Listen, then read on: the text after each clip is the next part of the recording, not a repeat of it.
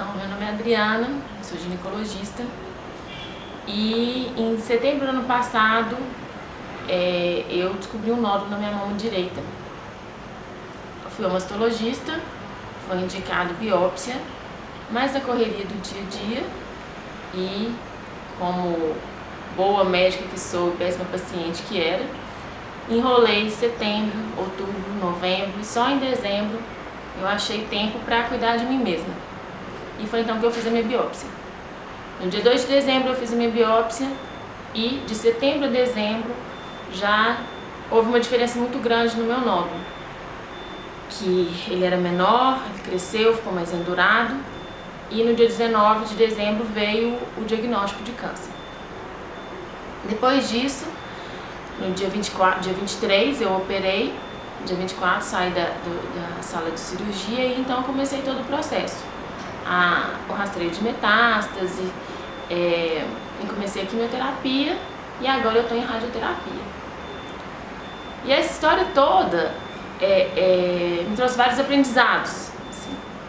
Uma de ser médica-paciente, né? De aprender e descobrir o que é estar do outro lado da mesa. O que é o médico falar com você seu diagnóstico, você não conseguir entender o que ele diz. E aprender, na verdade, que muito mais que sobreviver, eu tinha que reaprender a viver. E foi isso que esse ano todo me ensinou. Que o sofrimento era opcional, apesar da dor ser inevitável. E foi uma experiência rica, apesar de dolorosa, por ter tido a oportunidade de conviver com profissionais na área médica que têm uma empatia gigantesca pelo outro e conseguir entender a minha dor e conseguir entender o que eu estava passando. Como eu descobri no Natal, na verdade eu descobri no dia que meu pai tinha falecido por câncer. Então eu resolvi não contar para minha família logo no momento do diagnóstico. Aí eu falei que eu tinha que tirar um nódulo porque era um nódulo e o médico só tinha aquele dia para tirar. E era Natal, né? Como é que eu ia falar com meus irmãos que tinham sofrido muito com a doença toda do meu pai, que eu estava com câncer. Então eu segurei, eu não contei para minha família, mas contei para os meus amigos. E eu tive um apoio dos meus amigos, assim, fora do normal.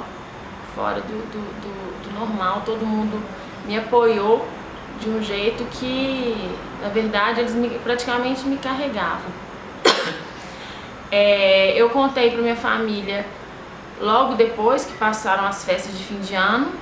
A minha mãe tem Alzheimer, então eu contei para ela bem na véspera da quimioterapia, mais porque eu ia ficar careca e não tinha jeito dela não, de não contar para ela. E, para minha grande surpresa, durante 3 dias, eu tive o presente da minha mãe ficar lúcida nesses três dias. E o que me deu a força de manter durante esse ano todo, tentar manter minhas atividades mais próximo do normal. De nenhum momento eu parei de trabalhar, continuei trabalhando porque, na verdade, me dava força. E me dava mais vontade de conscientizar as pessoas da necessidade de se tratar, de procurar ajuda, de se tocar, de fazer os exames na época adequada, de ir ao médico. E eu achava que eu tinha essa missão de contar um pouquinho da minha história e de levar um pouquinho para dentro do consultório o que eu estava vivendo. Então, até então, eu só dava diagnóstico, né? E aí quando eu recebi o meu diagnóstico e eu tive assim a grata surpresa, eu tive assim, eu fui uma pessoa muito sortuda de ter profissionais muito legais, eu aprendi demais com eles. Então eu consegui no consultório ter uma relação médico-paciente muito diferente, muito mais próxima talvez, sabe? Muito mais rica. O mais difícil com certeza foi perder o cabelo.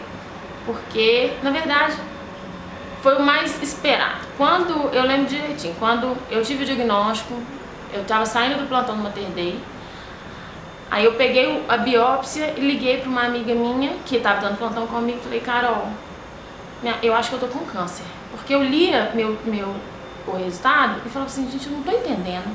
Isso é câncer? Mas será que é câncer? E na hora de dar um bloqueio. E aí ela foi e eu ficava assim, Carol, eu tô com câncer, não tô? Ela, tá. Mas esse é o mais tranquilo? Ela, não. Aí eu ficava assim, meu Deus do céu, não é possível.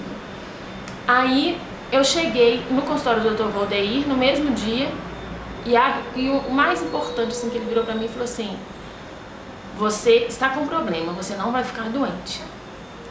E aí ele foi e falou, olha, nós vamos ter que te operar, você vai ter que fazer quimioterapia, radioterapia.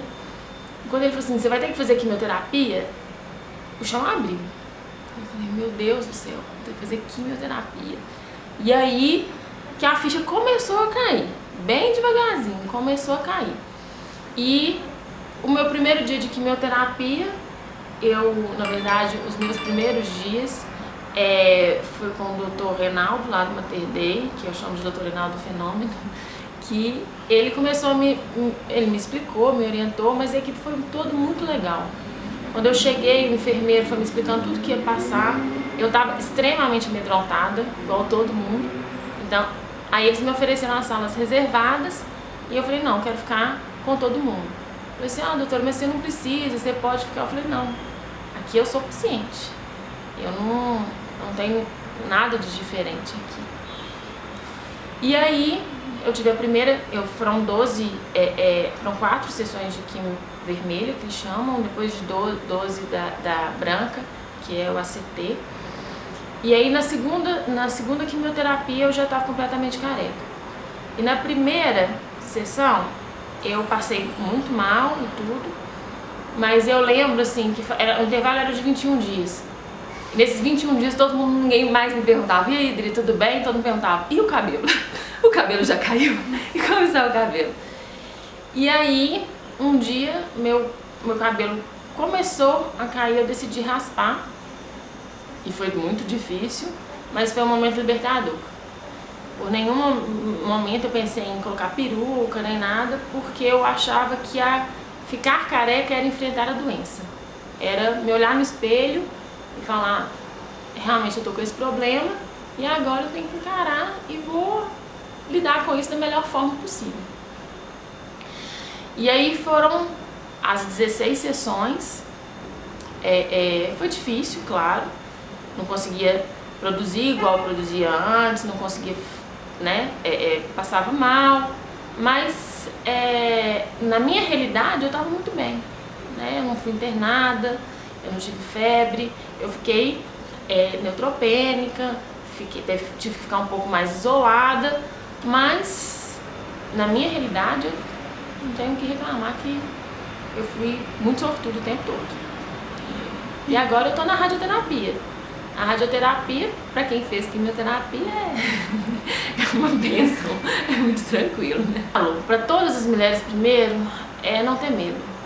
Não ter medo de fazer o autoexame, de procurar médico, se achar alguma normalidade, ir atrás, de não ficar satisfeita, na verdade não é de não ficar satisfeita, é se achar que tem alguma coisa errada, buscar assistência médica. Não deixar de fazer o exame, não deixar de fazer mamografia depois dos 40 anos, não ter medo de encarar o que a vida te entregar. Sabe? Se for um câncer, que lide da melhor maneira, principalmente porque não é o fim do mundo, né? E é o que eu falei no início, não é tentar sobreviver, é reaprender a viver.